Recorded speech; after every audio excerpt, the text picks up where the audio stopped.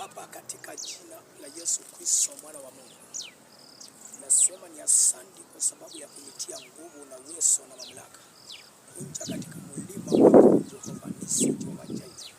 Wakati mwingi mfalme nimeishi kutafuta, na Bwana nikawa na matumaini ya kukuona na kutendewa. Jehova Mungu, niko mahali hapa kwa sababu ya kunena ukuu wako na ushindi wako.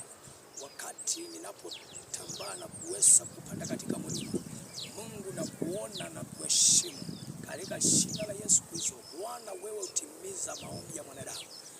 Mimi niko hapa kwa sababu ya kukuheshimu, kwa sababu ya kutimisha maombi yangu. Wakati nimeishi kukutafuta Bwana, ninakupata katika mlima. Wakati ninapotembea na kukutafuta katika mlima, wewe upatikana.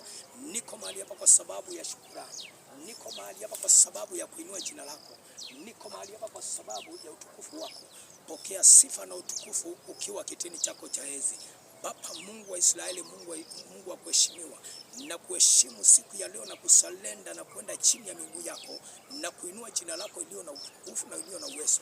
Bwana Mungu wa majeshi, kwa sababu ya kunipatia nguvu ya kufunja madhabahu, ya kuweza kunipatia nguvu ya kuharibu kila daimono, ya kuweza kunipatia nguvu ya kutoa kila daimono na kila pepo ya kila aina.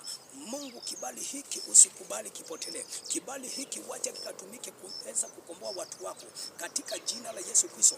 Mungu wa Israeli, mnajua ya kwamba ni wengi ambao umetenda nikiona, ni wengi ambaye mfalme Mungu nimeona ukikomboa, ni wengi ambaye mfalme nimeona ukitoa mapepo, ni wengi ambaye mfalme nimeona ukikomboa na ukifungua minyororo katika jina la Yesu Kristo. Niko mahali hapa kwa sababu ya shukrani na kuinua jina lako. Pokea sifa na utukufu ukiwa kitini chako cha enzi. Mungu, nitakuheshimu milele na milele. Haleluya. Mungu wa heshima, pewa sifa na utukufu. Haleluya. Thank you Jesus.